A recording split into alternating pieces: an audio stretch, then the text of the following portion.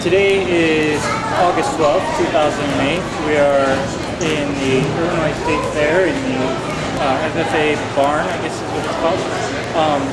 We're sitting here with Kaitlin Weitekamp. How are you doing, Kaitlin? Just fine. Great. So we're going to do this oral history interview. I'm going to start with some very easy questions first. So let's start with your age, date of birth, and where you were born. I'm 19 years old, and I was born on October 14th, 1988 in Springfield, and now I live in Raymond, Illinois. Great. Now, do you have a lot of family around Raymond, Illinois? Actually, I'm the youngest of 7 children, and 4 of them are adopted from other countries, so it's quite a diverse family, and they live in Bloomington, Champaign, Peoria, Springfield, and then I live in Raymond, so. Wow, very cool. So do you have, what about like grandparents, aunts and uncles, are they all in? My grandparents are deceased except for one grandma. She lives over in Pike County, Illinois, and Kinderhook. Okay. So. Great. Now, I think I saw that your father is a farmer, correct? Well, he actually used to farm, and then he went into the business part of it, so he's now a farm manager and a real estate broker. Okay. So he and 6 of his partners own and operate a farm management firm here in Springfield. It's called Agrovest Incorporated. And so they used to work through the banks, and now they just own their own firm. Interesting. So, as a child, did you have a lot of experience kind of on the farm? Not really. My uncle still has cattle and the hogs that my dad used to raise with him, but now he's kind of gotten out of that, and so I had a chance to kind of experience that as a child, but not your typical farm FFA kid, if you want to say that. So when I was little, I would tag along with my dad, and we would go visit his farms that he operates, manages as a farm manager, and so we were everywhere, and I didn't do a whole lot of it, but my FFA experience kind of started when I actually found his jacket in the closet, and he told me about FFA, and I started as a freshman, and so I've come a long way since then. Really? Yes. Wow. So did you seek out FFA in your high school? Or? Right. I come from a small school. My class graduated with 33 students, and so Lincolnwood High School was quite a bit smaller than most, but the ag program was still very important to us, and it's a very ag-based community. And so when I was in junior high, we actually found the jacket, and I asked my mom what it was, and she said, "Why don't you talk to your dad? You should talk to him." And so he told me a little bit about FFA, and I decided that along with sports, I played soccer and softball and basketball, that I would try a little bit of a different twist with agriculture. And I loved what I did following along with my dad, so it was pretty natural for me, and after I got my first taste, there was no stopping me. So really? It really, that's great. Yeah.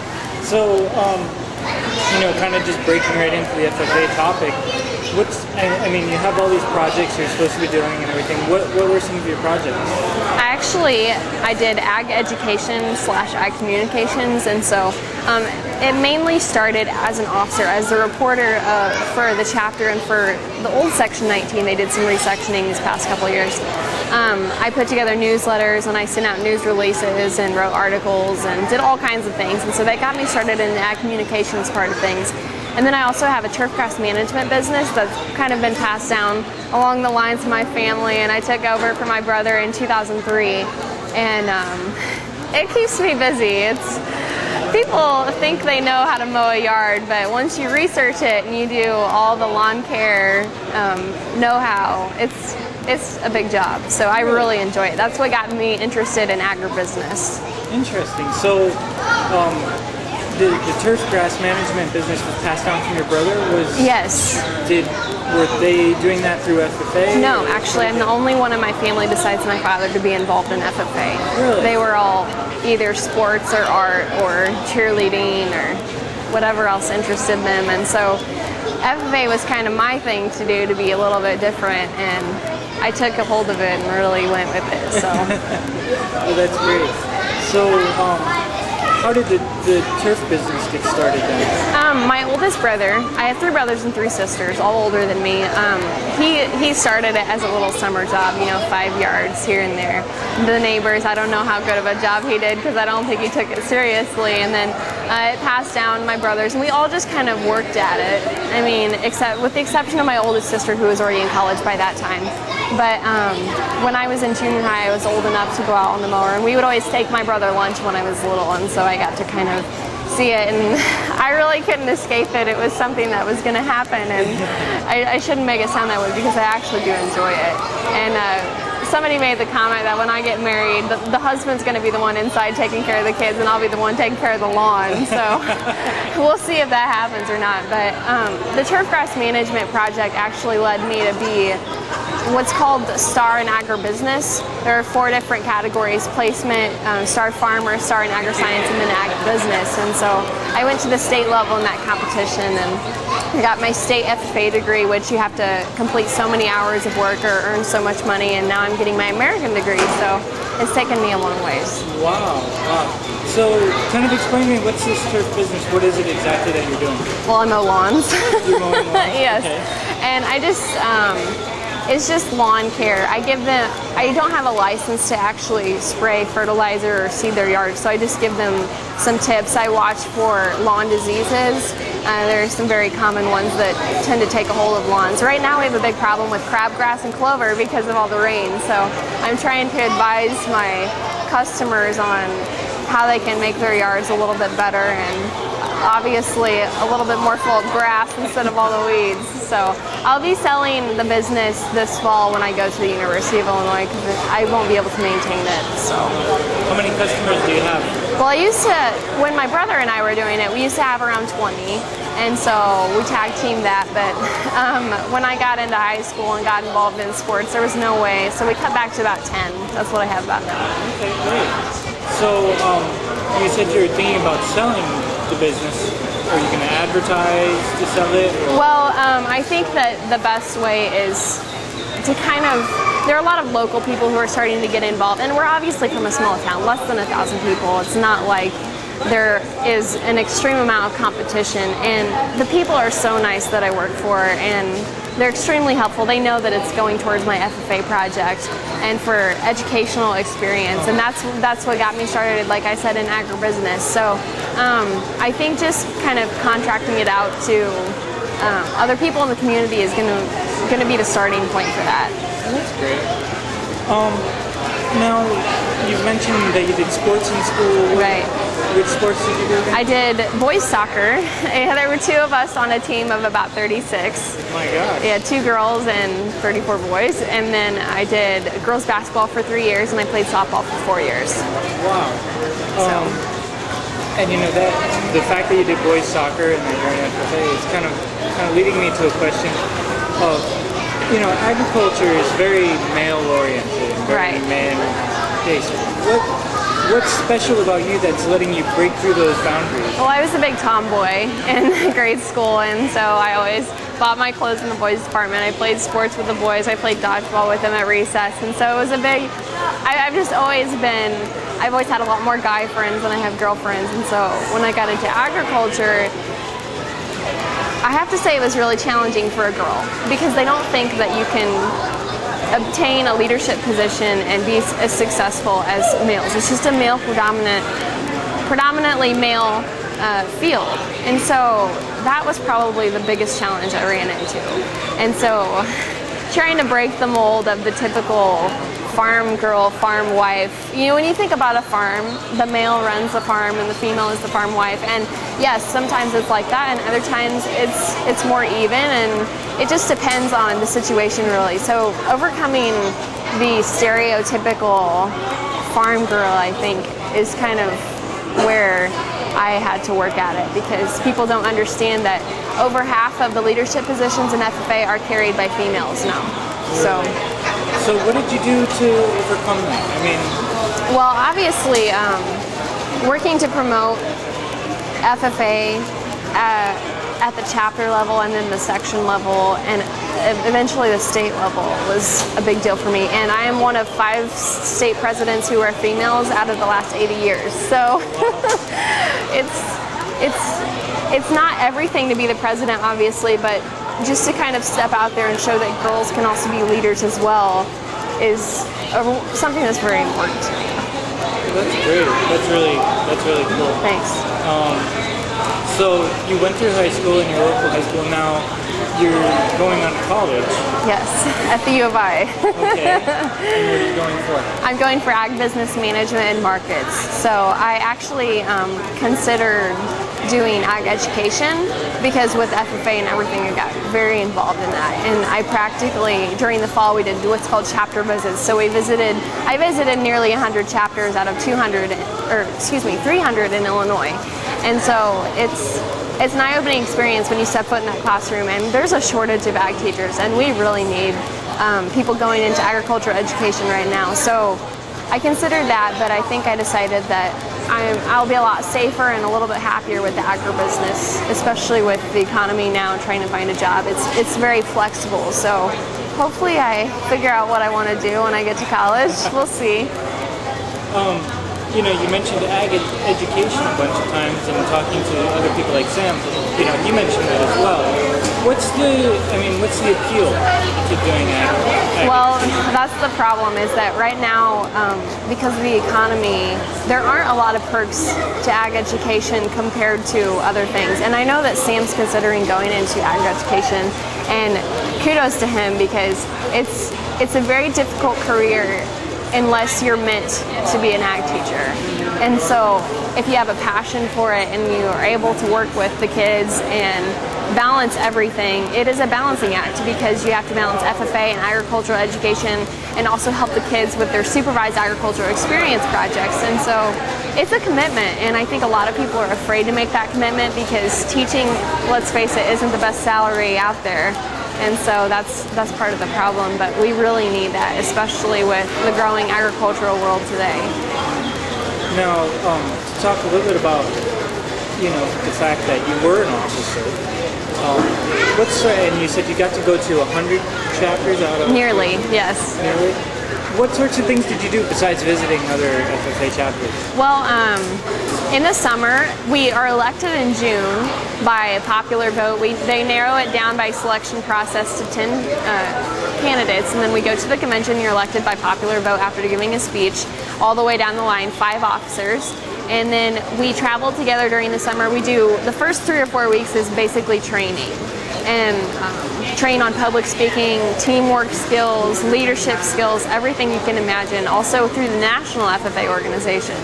And then we did a little bit of traveling. Sam and I spent 2 weeks total in Washington, D.C., and so that was a really fun experience. We got to meet the President of the United States, and it was a good time. And then in the fall, we do chapter visits, so we spend 45 minutes roughly at each chapter putting on a presentation. We did what's called FFA Feuds, that was kind of a spin-off of Family Feud, and we taught about FFA and agriculture education.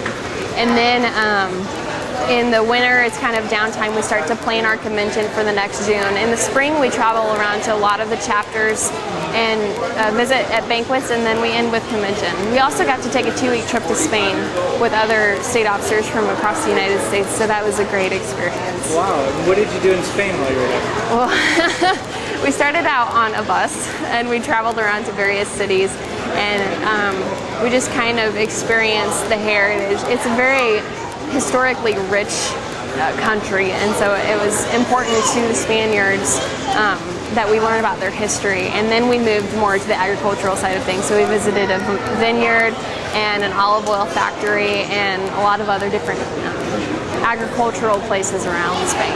Huh. You know, you've seen a lot of agricultural business and ag activities in the United States, and then you saw them in Spain.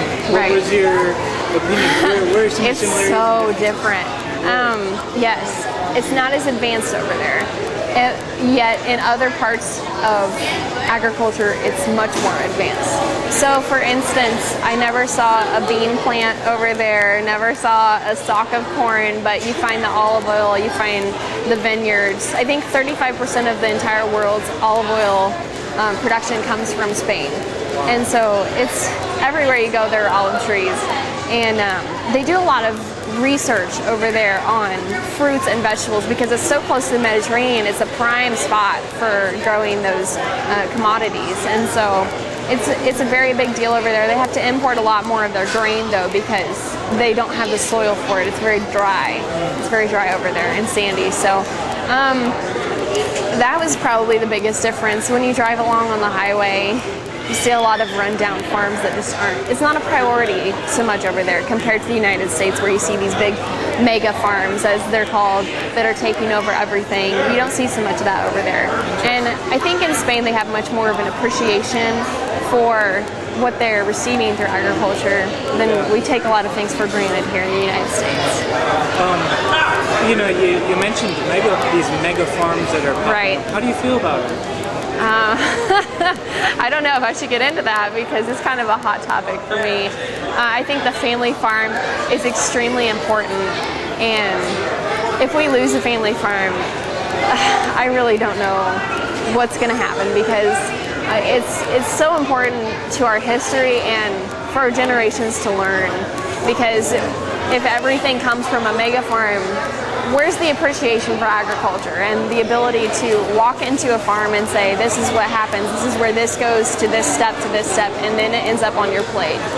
And so that's probably the biggest thing, that and family pride, because I know that a lot of families are being overtaken by the mega farms, and it's really tough for them because it's been a generational thing, and it's the history of their family, it's where they come from, it's what they're made of. Interesting. Now, another thing I was thinking of is that you mentioned you want to go into agribusiness, Right. probably. What are some of your ideas of doing? You know, I mean, what are you going to Well, kind of an inspiration to me was I got to meet Patricia Wartz, the CEO of ADM, Archer Daniels Midland, which is an agribusiness company, and it's a big company, and it's based in Decatur, Illinois. And I think she kind of showed me that women can be involved in agribusiness as well as men, which is kind of where I've gone with the FFA things. And so it's been eye-opening for me. I think I'm going to try to get some internships with ADM, Monsanto, John Deere, anything like that, to get my feet wet and see if I really want to be doing this for the rest of my life. And then I thought about a lawn care business, obviously, since it's been my passion for the past few years. And I'm not really sure where I'll be going, but hopefully I figure out what I want to do. Great. You know, you've traveled all over the state and all over the country. What are some of the special things about Illinois agriculture that you've seen? One thing I have to say about Illinois is no part of Illinois is the same. People constantly ask me, what was your favorite part? What was your favorite place? I don't have a favorite because every part is different. You go down to southern Illinois where it's obviously very production-based, more cattle because it's hilly. Up in northwestern Illinois, it's mostly cattle because of the hills. In western Illinois, it's as flat as a pancake unless you get close to the river, and so there's everything in Illinois. And you go from Chicago to the smallest town you can find, and it's so different, yet everything is agriculture, and I don't know if everyone understands the importance of that. Huh. Now, I mean, were you able to tell some of your other, you know, FFA state officers from other states, were you able to tell them about Yes, Illinois? and some of them, like Kansas, say, oh my gosh, don't come to Kansas because we have nothing here except rolling flatlands you can see for miles and miles. It's boring, but Illinois, I've traveled to plenty of places, and I haven't been everywhere, obviously, but I've seen enough to know that Illinois is, I think, where I want to raise a family and end up, because it's such a diverse yet accommodating, and I really can't put it into words because it's just home for me, and they offer everything. That's great. What, you know, I'm basing this off of the fact that you've seen a lot of Illinois agriculture. What do you think the future of Illinois agriculture is? Well, obviously Illinois is a lot of corn and soybeans, and so the GMO products is a future in Illinois. I really don't know what the future holds for Illinois agriculture, but I only see it getting brighter.